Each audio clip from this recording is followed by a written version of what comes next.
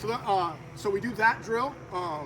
That's just to learn where your muscle memory is for shots. What's the numbers? When you do that, like you have a dagger, do you use the dagger or is it always the With sword? more advanced people, yes. Okay. Well, if you are both advanced, you can both work on.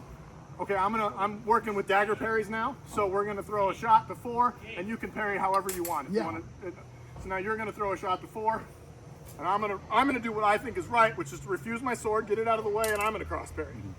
Now I'm gonna throw a shot to 6, which is the shot that I want from here, and now you're gonna refuse your sword and throw a shot back to 6.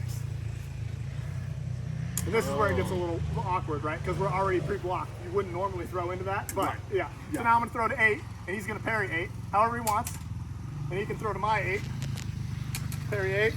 I'm gonna throw to 7, which is a shot that you really shouldn't ever throw because it's way too far away. Yeah. And then he throws to my 7, I parry 7, and we go back to 8. Okay.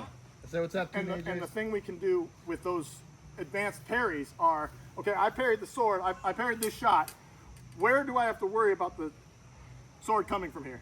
Well, I probably should do a standard Capoferro style of block because the only place for the sword to go is around up and over.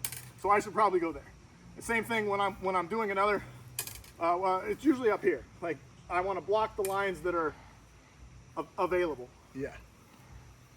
That was the one thing that I got out of our conversation when I was watching you with him, is I'm like, I think this is what he meant. And I started doing a lot more, 'cause once I got my fingers over, I'm like, I shoot, my dagger's here, but this is what's probably gonna happen. And I was refusing down, but I would refuse into this by bouncing off their sword or making a beat as I left, but then it just fouled them all the time. And so taking away their initiative. And you want to invite more than disrupt. In heavy, there's a lot more.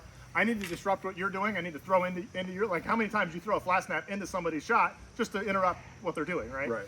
So with fencing, I need you to do some of the work. I can't, like every once in a while, yes, I can, nice smooth no-tell lunge and I can hit somebody without having them do anything.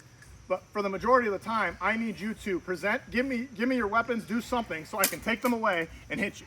Mm-hmm. How does your math change if you find somebody who's doing more of a Spanish thing? They're stepping off the line, trying to step past and through you. It doesn't change anything? It doesn't, because if they step back, or if they step to the side, I step back, and we're back in the same spot. Got it. Because all I'm doing is directing you. You're keeping them in that cone. Okay. So wherever they go, whether I'm fighting any one of you here, if I step back, all I've done is shrunk that cone. Okay. Brilliant. I'm just pulling everything, and I do this on the fencing field, which is why on the heavy field, which is why my feet are so big. Because if you're coming at me, I want you right here. Yes. This is where I want you to be, so I can throw over here. It's funny, I talk about this all the time, where almost one of the ways to express it is there's a home plate, like you're playing baseball. You never stand on home plate. You're always on the side of the home plate like you want to bat, but you're never in home plate. Right. I've been talking to him about that because he's going to home plate too often. Okay. This is brilliant, dude. Yeah.